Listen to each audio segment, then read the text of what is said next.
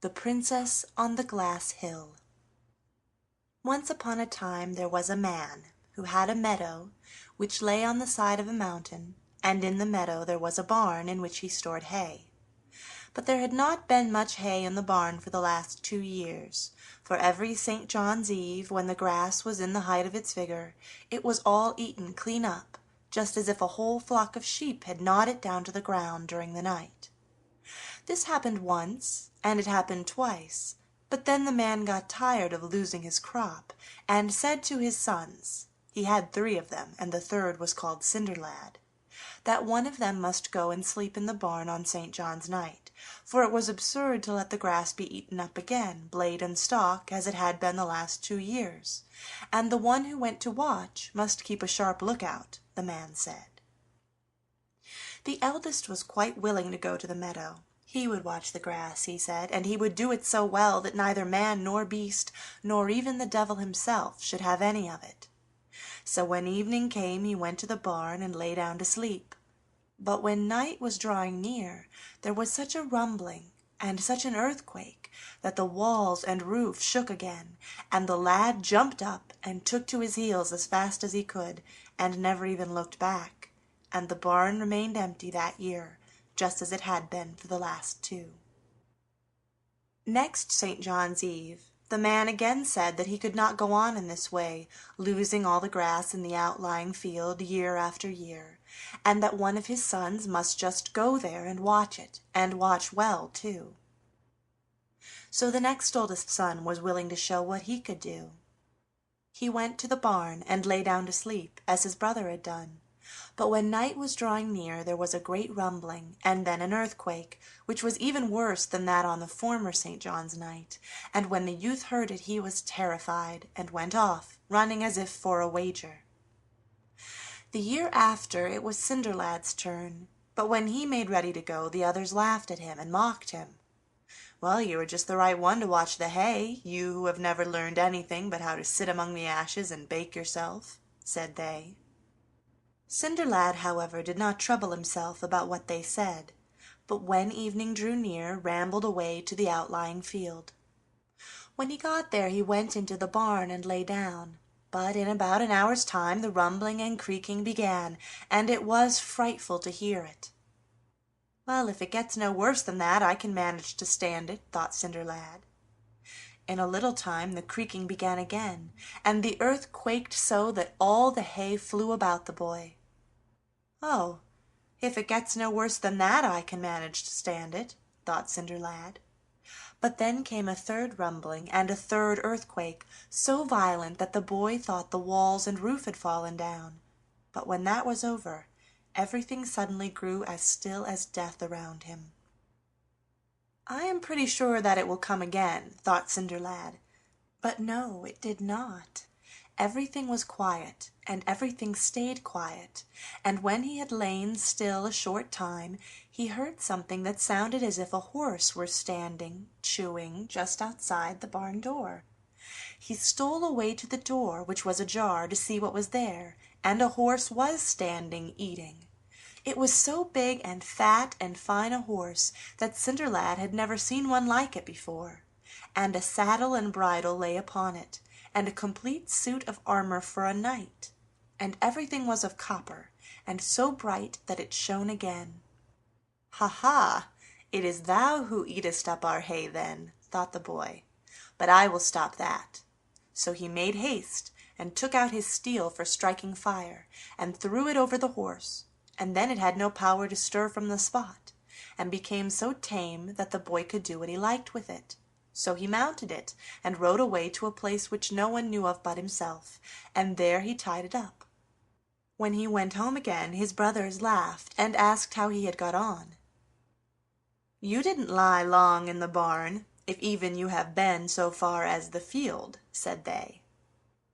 "I lay in the barn till the sun rose, but I saw nothing and heard nothing, not I," said the boy. "God knows what there was to make you two so frightened." "Well, we shall soon see whether you have watched the meadow or not," answered the brothers. But when they got there the grass was all standing, just as long and as thick as it had been the night before. The next St. John's Eve it was the same thing. Once again, neither of the two brothers dared to go to the outlying field to watch the crop, but Cinderlad went, and everything happened exactly the same as on the previous St. John's Eve.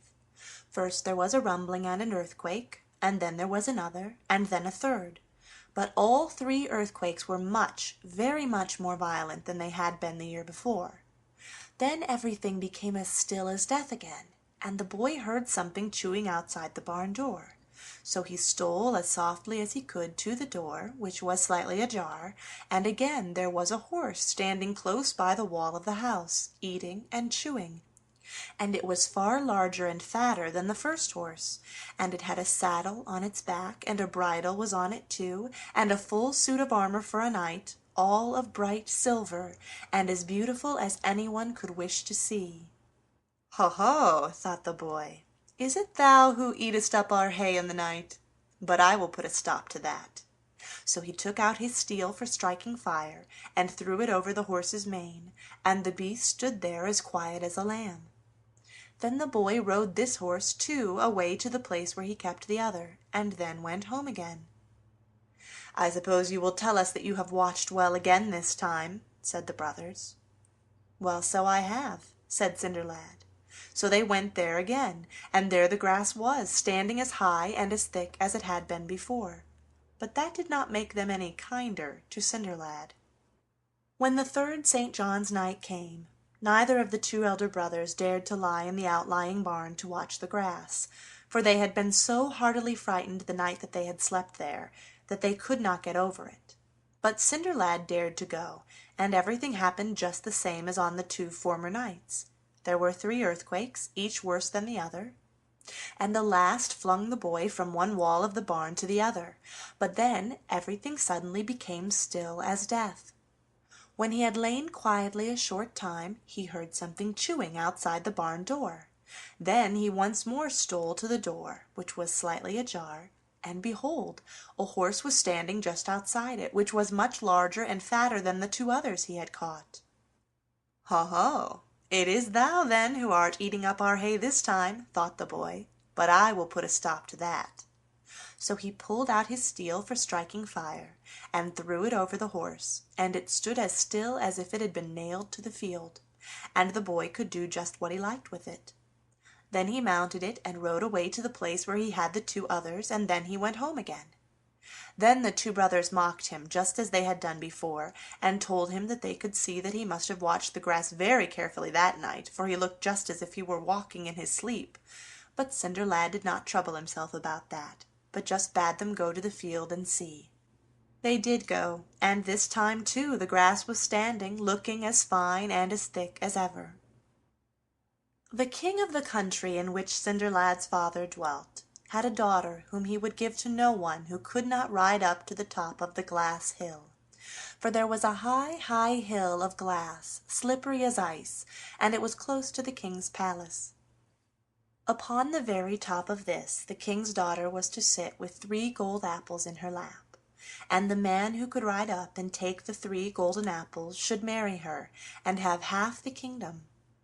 The king had this proclaimed in every church in the whole kingdom, and in many other kingdoms too. The princess was very beautiful, and all who saw her fell violently in love with her, even in spite of themselves.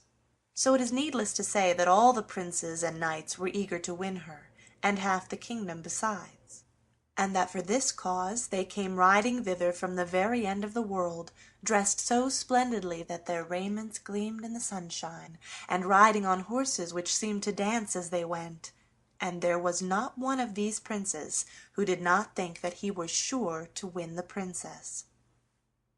When the day appointed by the king had come, there was such a host of knights and princes under the glass hill that they seemed to swarm, and everyone who could walk or even creep was there too, to see who won the king's daughter. Cinderlad's 2 brothers were there too, but they would not hear of letting him go with them, for he was so dirty and black with sleeping and grubbing among the ashes that they said everyone would laugh at them if they were seen in the company of such an oaf. "Well, then, I will go all alone by myself," said Cinderlad. When the 2 brothers got to the glass hill, all the princes and knights were trying to ride up it, and their horses were in a foam. But it was all in vain, for no sooner did the horses set foot upon the hill than down they slipped, and there was not one which could get even so much as a couple of yards up. Nor was that strange, for the hill was as smooth as a glass window pane, and as steep as the side of a house. But they were all eager to win the king's daughter and half the kingdom, so they rode and they slipped, and thus it went on. At length all the horses were so tired that they could do no more, and so hot that the foam dropped from them, and the riders were forced to give up the attempt. The king was just thinking that he would cause it to be proclaimed that the riding should begin afresh on the following day, when perhaps it might go better, when suddenly a knight came riding up on so fine a horse that no one had ever seen the like of it before. And the knight had armor of copper, and his bridle was of copper too, and all his accoutrements were so bright that they shone again. The other knights all called out to him that he must just as well spare himself the trouble of trying to ride up the glass hill, for it was of no use to try, but he did not heed them, and rode straight off to it, and went up as if it were nothing at all. Thus he rode for a long way, it may have been a third part of the way up, but when he had got so far he turned his horse round and rode down again. But the princess thought that she had never yet seen so handsome a knight, and while he was riding up she was sitting thinking, "Oh, how I hope he may be able to come up to the top." And when she saw that he was turning his horse back, she threw one of the golden apples down after him, and it rolled into his shoe. But when he had come down from off the hill he rode away, and that so fast that no one knew what had become of him. So all the princes and knights were bidden to present themselves before the king that night, so that he who had ridden so far up the glass hill might show the golden apple which the king's daughter had thrown down. But no one had anything to show. One knight presented himself after the other, and none could show the apple. At night, too, Cinderlad's brothers came home again, and had a long story to tell about riding up the glass hill. At first, they said, there was not one who was able to get even so much as one step up. But then came a knight who had armor of copper and a bridle of copper, and his armor and trappings were so bright that they shone to a great distance, and it was something like a sight to see him riding. He rode 1/3 of the way up the glass hill, and he could easily have ridden the whole of it if he had liked, but he had turned back, for he had made up his mind that that was enough for once. "Oh, I should have liked to see him too, that I should," said Cinderlad, who was as usual sitting by the chimney among the cinders. "You indeed," said the brothers. "You look as if you were fit to be among such great lords, nasty beast that you are to sit there." Next day the brothers were for setting out again, and this time too Cinderlad begged them to let him go with them and see who rode. But no, they said he was not fit to do that, for he was much too ugly and dirty. "Well, well, then I will go all alone by myself," said Cinderlad. So the brothers went to the glass hill, and all the princes and knights began to ride again, and this time they had taken care to roughen the shoes of their horses. But that did not help them. They rode and they slipped as they had done the day before, and not one of them could get even so far as a yard up the hill. When they had tired out their horses so that they could do no more, they again had to stop altogether.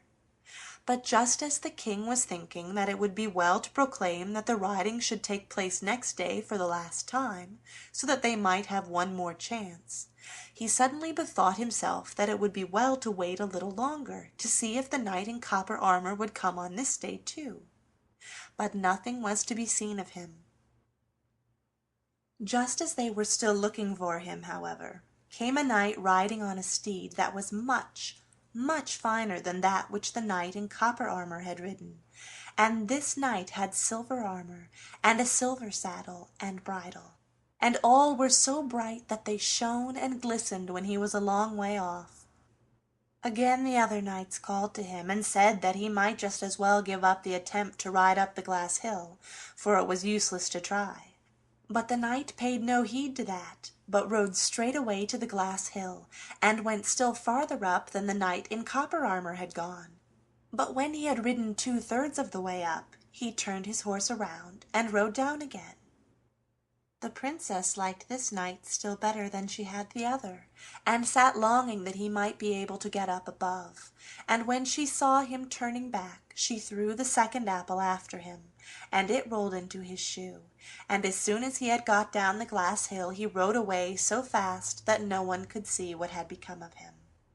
In the evening, when everyone was to appear before the king and princess, in order that he who had the golden apple might show it, one knight went in after the other, but none of them had a golden apple to show. At night the two brothers went home as they had done the night before, and told how things had gone and how everyone had ridden, but no one had been able to get up the hill. But last of all, they said, came one in silver armor, and he had a silver bridle on his horse and a silver saddle, and oh, but he could ride! He took his horse 2/3 of the way up the hill, but then he turned back. He was a fine fellow, said the brothers, and the princess threw the second golden apple to him. Oh, how I should have liked to see him too, said Cinderlad. Oh, indeed, he was a little brighter than the ashes that you sit grubbing among, you dirty black creature, said the brothers. On the third day everything went just as on the former days. Cinderlad wanted to go with them to look at the riding, but the two brothers would not have him in their company, and when they got to the glass hill there was no one who could ride even so far as a yard up it, and everyone waited for the knight in silver armor, but he was neither to be seen nor heard of. At last, after a long time, came a knight riding upon a horse that was such a fine one its equal had never yet been seen. The knight had golden armor, and the horse a golden saddle and bridle, and these were all so bright that they shone and dazzled everyone, even while the knight was still at a great distance. The other princes and knights were not able even to call to him to tell him how useless it was to try to ascend the hill, so amazed were they at the sight of his magnificence. He rode straight away to the glass hill, and galloped up it as if it were no hill at all, so that the princess had not even time to wish that he might get up the whole way. As soon as he had ridden to the top, he took the third golden apple from the lap of the princess, and then turned his horse about and rode down again, and vanished from their sight before anyone was able to say a word to him. When the two brothers came home again at night, they had much to tell of how the riding had gone that day, and at last they told about the knight in the golden armor too. He was a fine fellow, that was. Such another splendid knight is not to be found on earth, said the brothers. Oh, how I should have liked to see him too, said Cinderlad. Well, he shone nearly as brightly as the coal heaps that thou art always lying raking among, dirty black creature that thou art, said the brothers. Next day all the knights and princes were to appear before the king and princess. It had been too late for them to do it the night before, in order that he who had the golden apple might produce it. They all went in turn, first princes and then knights, but none of them had a golden apple. But somebody must have it, said the king, for with our own eyes we all saw a man ride up and take it. So he commanded that everyone in the kingdom should come to the palace and see if he could show the apple. And one after the other they all came, but no one had the golden apple. And after a long, long time Cinderlad's two brothers came likewise. They were the last of all, so the king inquired of them if there was no one else in the kingdom left to come. "Oh, yes, we have a brother," said the two, "but he never got the golden apple. He never left the cinder heap on any of the 3 days." "Never mind that," said the king. "As everyone else has come to the palace, let him come too." So Cinderlad was forced to go to the king's palace. "Hast thou the golden apple?" asked the king. "Yes, here is the first, and here is the second, and here is the third too," said Cinderlad, and he took all 3 apples out of his pocket, and with that drew off his sooty rags, and appeared there before them in his bright golden armor, which gleamed as he stood.